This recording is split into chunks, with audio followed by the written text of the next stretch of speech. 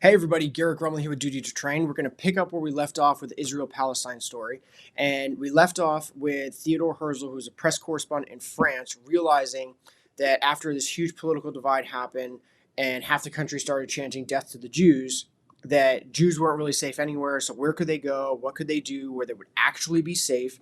And that's what we're going to pick up. So the obvious place was Israel. There was still like a deep Jewish tradition of, the knowledge of Israel and the history of the people. And at the time, it was under the rule of the Ottoman Empire. So Jews wanted to resettle Israel, then Palestine, but they saw it as only like a small sliver of a huge empire. So they thought like we could, move there.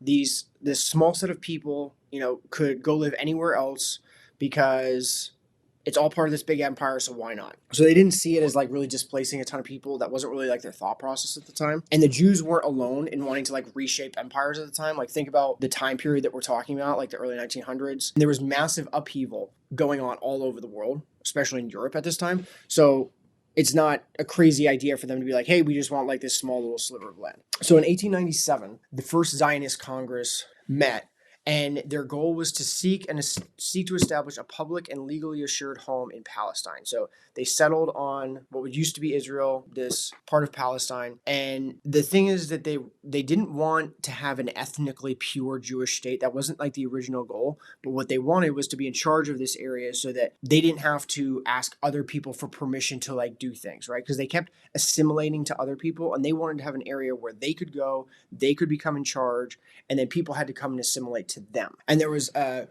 kind of called a practical side of the Congress that said, they didn't want to just draw lines on a map. They wanted to build the homeland from the ground up, bottom out, because Jews only made up a small percentage of the population.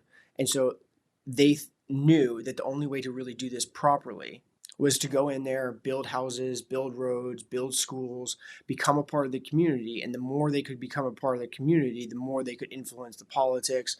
And then over time, they would be able to shape the area into what they wanted. And the Jews knew it was important to hide this goal of a Jewish state because the locals wouldn't be in favor of a Jewish state. So they had to slowly do this, and they had to not be loud about it. Now, Jews used the story of Israel belonging to them because of the covenant made by God with Abraham to get European Christians on their side, and also to incentivize, other Jews from around the world to support them in their mission. And one of the things that this author of this podcast talked about, and it's totally true, is nothing incentivizes like myth, like a story or a calling.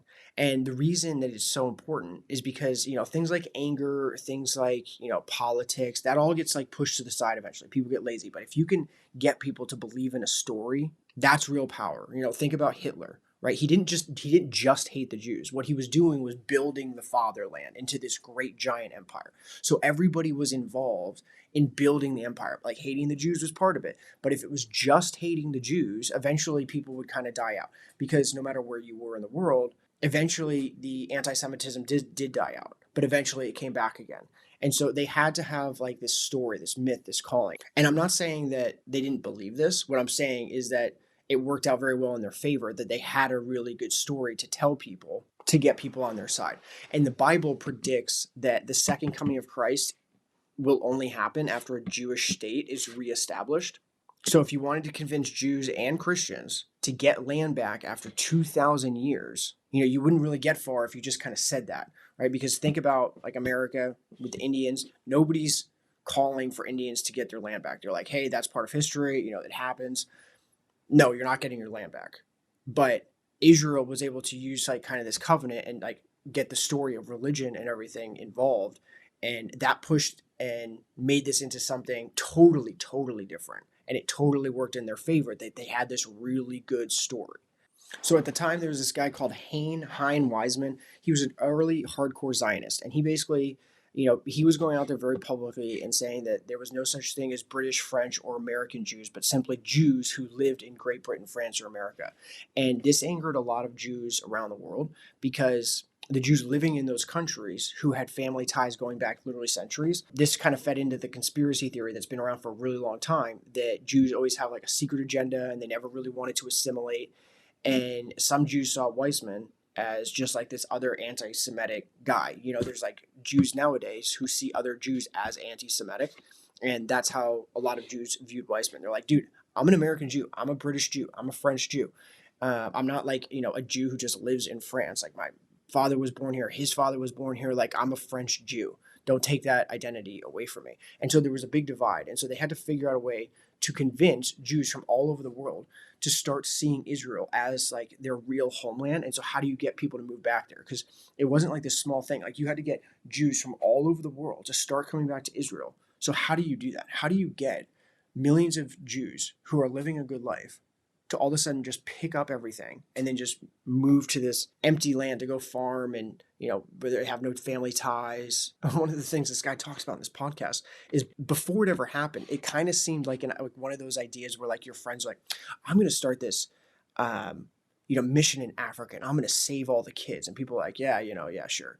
Have you actually thought this out? Have you really thought about how you're going to do this? It sounds like one of those stories. It was so over the top. It was so grandiose that it almost seemed like impossible at the time. But desperate times call for desperate measures. And a lot of Jews were really, really desperate because they had been persecuted. They'd been murdered. They'd been hunted for literally centuries. They would die down and it would come back, would die down and it would come back. And so they were absolutely sick of this. And they were like, hey, listen, we have to do something about this because no one's coming to save us.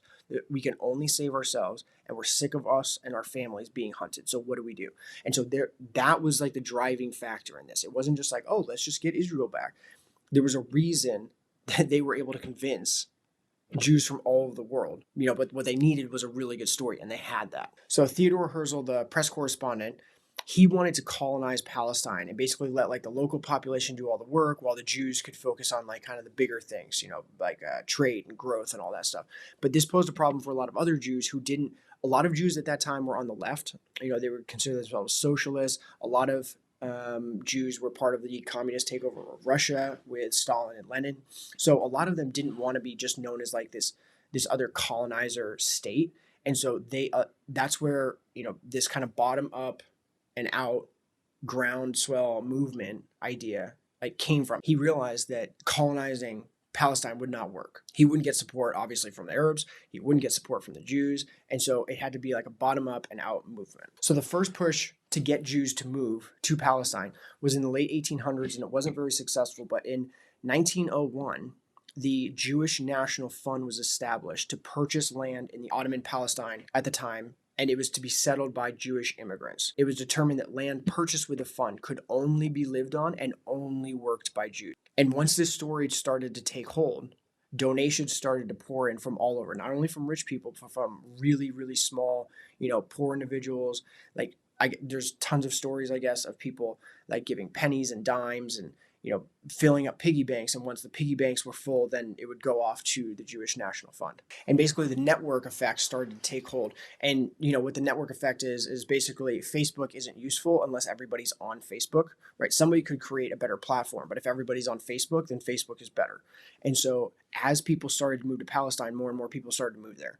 So it kind of was this thing that was like a self-perpetuating movement that the more people went, the more people wanted to go, the more people went, and it just kind of started to take on a life of its own. And the more money the Jewish National Fund was able to raise, the more they were able to give the Jews who came. So the Jews that ended up immigrating to Palestine were given land, houses, and because Israel was trying to create its own economy, basically, they needed everything. They needed repairmen, they needed watchmakers, they needed dentists, they needed doctors, they needed everybody. So no matter what you did, they needed you. So come to Palestine, get a house, get land, be part of a mission, take this grand adventure, and come basically build the homeland. And at this time, a real small portion of the Arab community started to notice what was going on and the potential ramifications of this for them moving forward. But there was limited friction early on between Arabs and the Jews for a few reasons. One, there was such a small amount of Jews that, it doesn't really matter. Like if you have 1% of your population moving in, it's like, okay, yeah, but they don't really do too much. And then also the Jews stayed secluded by choice. Even the radicals, like I said before, they knew that they couldn't just come out and be like, hey, our goal is to bring everybody here and basically displace you. So it was like this very slow, gradual thing. And the Jews were smart about this. And so it didn't create like this huge uprising with the local Arab population. So we're gonna leave it there for now.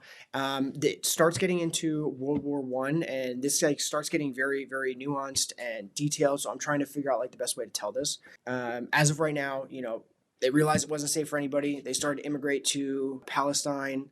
They realized kind of like their goals and their dreams of making it into a Jewish state, but knew that it was going to take time. So next time we're going to get into World War One, how they realized that it was super important to not only have like land, but to have people recognize their sovereignty as a state. It doesn't matter if you say you have a state. If the international community doesn't recognize that, it doesn't matter. They won't come to your aid.